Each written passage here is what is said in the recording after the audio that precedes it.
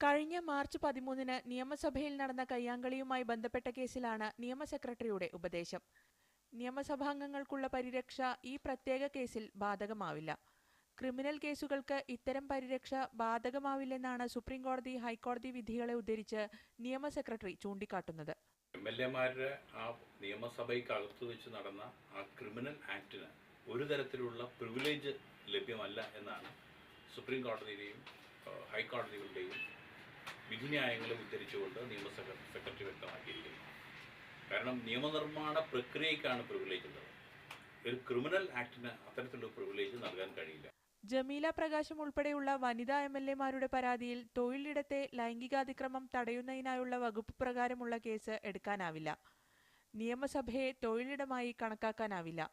അതുകൊണ്ട് പരാതിയിന്മേൽ നടപടിയെടുക്കേണ്ടതില്ലെന്നാണ് നിയമോപദേശം. ബജറ്റ് അവതരണത്തിനിടെ പ്രതിപക്ഷം നടത്തിയ സമരവുമായി ബന്ധപ്പെട്ടാണ് നിയമസഭയിൽ അക്രമ സംഭവങ്ങളുണ്ടായത്. സംഭവത്തിൽ 5 പ്രതിപക്ഷ എംഎൽഎമാർക്കെതിരെ കേസെടുത്തിരുന്നു. മീഡിയ 1 കൊച്ചി.